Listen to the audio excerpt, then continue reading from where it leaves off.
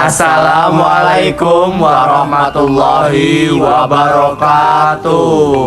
Di sini kami dari kelompok 6 akan memaparkan materi mengenai sejarah sastra era 70-an.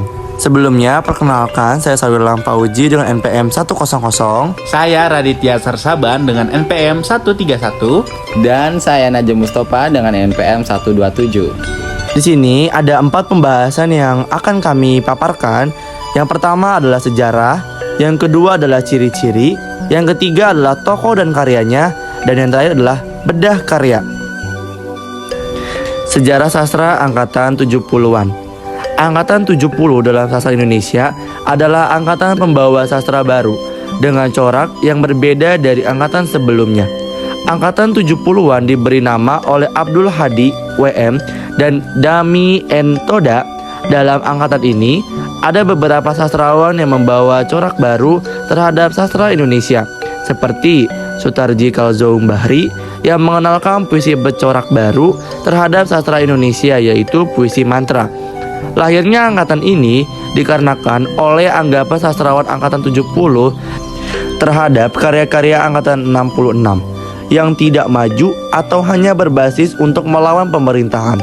Pada angkatan 66, ciri khas sastra adalah protes sosial yang sejalan dengan maraknya perlawanan publik terhadap kekuasaan yang mengalami krisis kepercayaan setelah terjadi September 1965. Pada masa ini pula disebut sebagai masa pemapanan menurut versi Yudhoyono KS, seorang pengantar sejarah sastra Indonesia. Sastrawan di angkatan ini lebih berani untuk melakukan eksperimen dan terobosan dalam berkarya.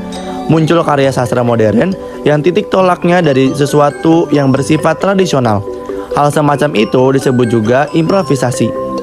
Selanjutnya adalah ciri-ciri karya sastra angkatan 70-an. Ciri-ciri karya sastra angkatan 70 yang membedakan dengan periode lainnya adalah sebagai berikut. Yang pertama, sastrawan lebih berani bereksperimen dalam karyanya. Yang kedua, banyak improvisasi terhadap karya sastra yang tidak ada pada angkatan sebelumnya. Yang ketiga, beberapa sastrawan angkatan ini menganut aliran surrealis. Yang keempat, menggunakan bahasa daerah sebagai bentuk ungkapan ekspresi. Dan yang terakhir adalah menggunakan bahasa konotasi yang kuat agar tidak terjerumus dalam politik Orde Baru. Selanjutnya adalah tokoh dan karya-karyanya. Berikut ini kami paparkan beberapa tokoh sastra angkatan 70-an beserta karya-karyanya. Yang pertama ada Putu Wijaya. Putu Wijaya adalah seorang sastrawan, dramawan, dan sutradara teater. Ia dikenal dengan karya-karyanya yang eksperimental dan inovatif. Beberapa karyanya yang terkenal adalah Bila Malam Bertemu Pagi, Nyanyian Kecil Untuk Tuhan, dan Oedipus Rex. Selanjutnya ada W.S. Rendra. W.S. Rendra adalah seorang sastrawan, penyair, aktor, sutradara, dan budayawan. Ia dikenal dengan karya-karyanya yang kritis terhadap kondisi sosial dan politik di Indonesia. Beberapa karyanya yang terkenal adalah Balada Orang-Orang Tercinta, kumpulan puisi-puisi balada, dan Rendra, sajak-sajak pilihan. Selanjutnya ada Arifin C. Nur. Arifin Khairi Nur adalah seorang sastrawan, dramawan, dan sutradara film. Ia dikenal dengan karya-karyanya yang kritis terhadap kondisi sosial dan politik di Indonesia. Beberapa karyanya yang terkenal adalah Kisah dari Bali, Aduh, dan Sang Pemimpi. Selanjutnya ada Sutarji Kalzoum Bahri. Sutarji Kalzoum Bahri adalah seorang penyair yang dikenal dengan karya-karyanya yang eksperimental dan menggunakan bahasa yang puitis. Beberapa karyanya yang terkenal adalah Oh Kata, Sajak-sajak Sepi, dan Sajak-sajak Ladang Jagung. Selanjutnya ada Iwan Simatupang. Iwan Simatupang adalah seorang sastrawan yang dikenal dengan karya-karyanya yang absurd dan filosofis. Beberapa karyanya yang terkenal adalah Ziarah, Sang Pemula, dan kumpulan cerita pendek Iwan Simatupang. Kemudian yang terakhir ada Danarto. Danarto adalah seorang sastrawan yang dikenal dengan karya-karyanya yang humoris dan absurd. Beberapa karyanya yang terkenal adalah God Love, Manila, dan burung-burung manyar. Selanjutnya ada bedah karya sastra angkatan 70-an. Bedah karya ini ada 3 genre. Yang pertama ada puisi, yang kedua ada cerpen, yang ketiga ada novel. Yang pertama kita bahas tentang bedah karya sastra puisi rakyat karya Hartoyo Adangjaya. Berikut ini adalah syair-syair puisinya. Puisi rakyat karya Hartoyo Adangjaya adalah sebuah karya sastra yang merayakan keragaman dan kekuatan rakyat Indonesia di dalam berbagai aspek kehidupan. Puisi ini menggambarkan rakyat Indonesia sebagai tulang punggung negara yang bekerja keras, memiliki kecerdasan, dan bentuk kekayaan budaya yang beragam. Puisi rakyat ini mengandung makna yang penting untuk kita. Yang pertama adalah pemahaman tentang rakyat. Puisi ini dimulai dengan pernyataan yang kuat, yaitu rakyat ialah kita. Ini menegaskan bahwa puisi ini adalah sebuah perwakilan bagi rakyat Indonesia dan akan menceritakan tentang mereka. Yang kedua, ada kerja keras dan dedikasi. Puisi ini menyoroti kerja keras rakyat Indonesia dalam berbagai sektor, termasuk pertanian, pabrik-pabrik, perikanan, dan lain-lain. Ini menekankan dedikasi rakyat dalam membangun dan menjaga negara. Selanjutnya mengandung makna tentang keragaman budaya. Puisi ini merayakan keragaman budaya di Indonesia dengan menyebutkan berbagai jenis musik dan suara tradisional, seperti suara kecapi di pegunungan, suara bonang mengembang di Pendapa, suara kecak di Mukapura. Ini menunjukkan betapa kaya dan beragamnya warisan budaya Indonesia. Yang membedakan puisi rakyat dengan puisi-puisi lainnya pada zaman tersebut adalah puisi ini merayakan rakyat Indonesia sebagai kekuatan vital dalam pembangunan dan pemeliharaan negara. Puisi ini menggambarkan keragaman budaya dan dedikasi rakyat dalam berbagai bidang dan kehidupan. Berikut ini adalah contoh pembawaan puisi dari Stella Dewi. Selamat menyaksikan. Hartoyo Adangjaya. Rakyat.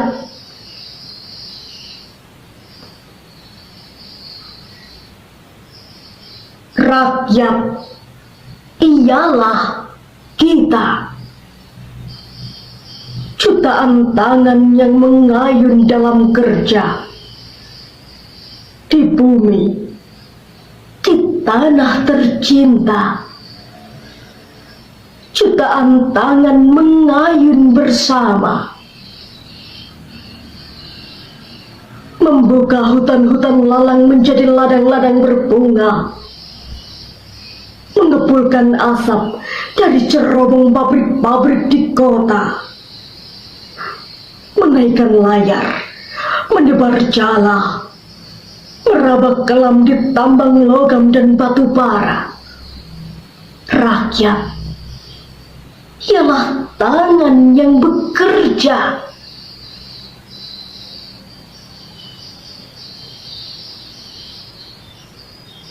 Rakyat ialah kita.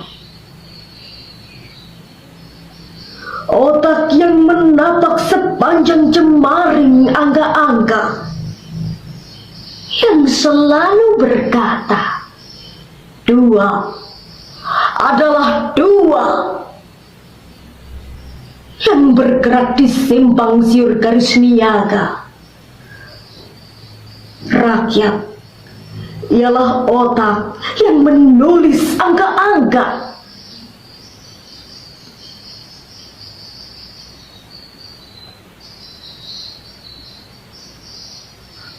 Rakyat ialah kita.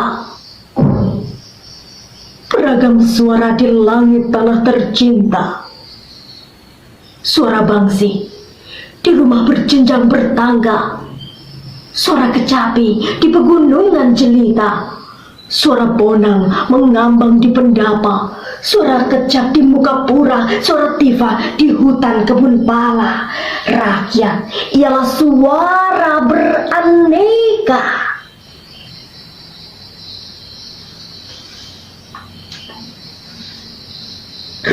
rakyat ialah kita. Puisi kaya makna di wajah semesta. Di darat, hari yang beringat, gunung batu berwarna coklat. Di laut, angin yang menyapu kabut, awan menyimpan topan. Rakyat ialah puisi di wajah semesta.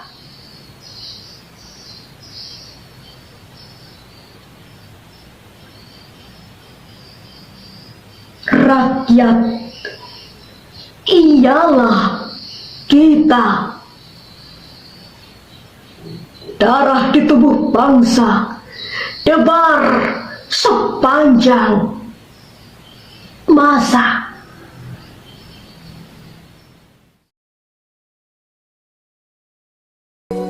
Selanjutnya ada bedah karya sastra dengan genre cerpen, yaitu Di Kebun Binatang, karya Sutarji Kazom Bahri. Diterbitkan oleh Harian Mahasiswa Indonesia, edisi Jabar, Minggu 19 Januari 1969. Dimuat dalam buku Sutarji Kazom Bahri, yaitu Hujan Menulis Ayam, penerbit Indonesia Tera, Magelang 2001. Latar cerpen ini berlatar di kebun binatang. Tokoh-tokoh dalam cerpen ini adalah Herman dan Lisa yang memiliki hubungan yang kompleks dan menyeluruh. Alur cerpen ini menggambarkan peristiwa-peristiwa yang terjadi di dalam kehidupan keluarga, mulai dari pernikahan hingga mengalami kekhawatiran. Pesan moral. Cerpen ini menggambarkan pesan moral tentang kebahagiaan dan kebersamaan keluarga, serta mengkaji bagaimana keluarga harus menemukan keseimbangan antara kehidupan sehari-hari dan kebahagiaan yang mungkin tidak diinginkan. Gaya bahasa. Sutarji Kazom Bahri dikenal sebagai penulis yang memiliki kemampuan menggunakan bahasa yang khas dan unik, serta membuat cerpen ini menjadi puisi legendaris. Cerpen ini menceritakan bahwa kebun binatang adalah tempat rekreasi, tempat bersantai yang dapat menghilangkan penat, tetapi di samping kesederhanaan makna itu, Sutarji menjelaskan bahwa kebun binatang adalah tempat yang kotor, yaitu tempat pelepas nafsu yang digambarkan oleh Herman yang ingin mengajak Lisa kawin dan bermesraan di kebun binatang. Cerita pendek Di Kebun Binatang masuk ke dalam kumpulan cerpen Sutarji Kazom Bahri yang berjudul Hujan Menulis Ayam. Dari judulnya sudah membayangkan bahwa latar cerita ini adalah di kebun binatang dan cerita ini adalah cerita yang sederhana. Namun, ketika selesai membaca, ternyata kebun binatang di sini bukan hanya latar yang menaungi ceritanya, tetapi juga sebagai pola alur yang sangat estetik.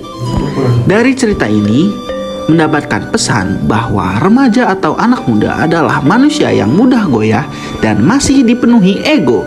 Berbeda dengan anak kecil yang hidupnya hanya dipenuhi oleh permainan.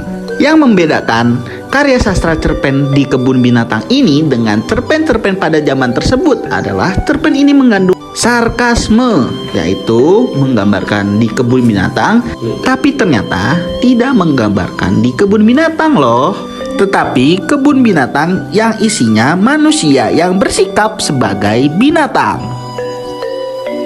Selanjutnya ada bedah karya sastra dengan genre novel dengan berjudul Kering karya Iwan Simatupang. Ringkasan cerita. Pada novel Kering karya Iwan Simatupang ini menceritakan tentang perjalanan seseorang yang mencoba bertahan hidup di tengah musim kemarau yang berkepanjangan. Dalam perjalanannya itu, berbagai peristiwa dilaluinya, dari mulai bertahan di kampung transmigran dan ditinggalkan penduduknya, membuat sumur sedalam-dalamnya sampai pingsan, bertemu kawan sesama transmigran yang sudah kaya, berteman dengan bekas pemimpin gerombolan penjahat, mendapatkan harta yang sangat banyak dari pemberian kawannya yang meninggal karena ditembak petugas, hingga membangun sebuah kota baru di suatu daerah bekas sarang gerombolan penjahat. Selanjutnya ada tema, plot, dan gaya bahasa. Tema dalam novel karya Iwan Simatupang yaitu mengangkat tema kehidupan sosial.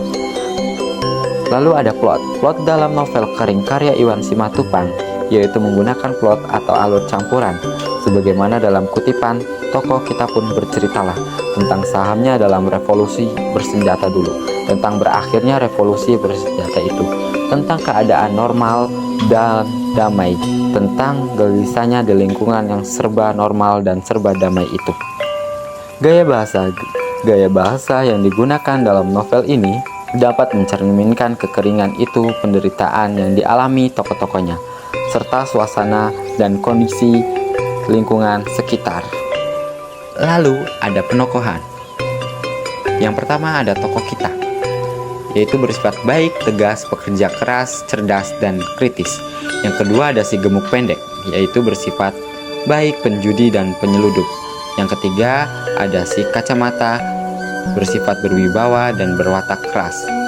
Yang keempat ada sang dukun, bersifat pembohong. Yang kelima seorang haji, mempunyai sikap baik. Dan yang keenam si janggut, mempunyai sifat baik dan tegas. Lalu ketujuh ada si botak kacamata, sombong dan suka sinis. Yang terakhir ada VIP, baik dan setia. Dan ada sudut pandang. Sudut pandang dalam novel kering karya Iwan Simatupang yaitu menggunakan sudut pandang orang ketiga. Selanjutnya ada latar. Latar dibagi menjadi 3. Latar tempat, latar waktu, dan latar suasana. Latar tempat. Yang pertama, ladang. Kedua, mata air kecil. Ketiga, bukit kecil. Keempat, perkampungan kecil. Kelima, rumah sakit. Keenam, simpang 7. Lalu ada latar waktu. Pagi, siang, petang, sore, malam, subuh. Dan ada latar suasana. Gembira, sedih dan kecewa, putus asa, takut, bingung, kesepian, lenggang, kesunyian, bahagia, marah, kesal, menangis. Amanat yang terkandung dalam novel ini ialah bahwa kita tidak dapat meraih apa yang belum datang dan kita tidak dapat menolak apa yang datang. Sebelumnya, salah satu hal yang menarik dari novel kering karya Iwan Simatupang adalah penggambaran yang kuat tentang kehidupan petani miskin di Indonesia pada masa itu. Iwan Simatupang berhasil menggambarkan dengan detail kehidupan sehari-hari petani miskin, termasuk kesulitan yang mereka hadapi dalam mencari nafkah dan menghadapi bencana alam seperti kekeringan. Selain itu, kering karya Iwan Simatupang juga membedakan diri dari karya-karya lain pada masa itu karena gaya penulisannya yang unik. Iwan Simatupang menggunakan teknik narasi yang tidak linear dan seringkali memasukkan dialog dalam bahasa daerah. Gaya penulisannya yang eksperimental ini membuat kering karya Iwan Simatupang menjadi salah satu karya sastra Indonesia yang paling inovatif pada masanya. Secara keseluruhan, kering karya Iwan Simatupang adalah novel yang menarik dan berbeda dari karya-karya sastra Indonesia lainnya pada masanya karena penggambaran yang kuat tentang kehidupan petani miskin dan gaya penulisan yang eksperimental. Berikut kami paparkan simulasi novel karya Iwan Simatupang yang telah kami buat.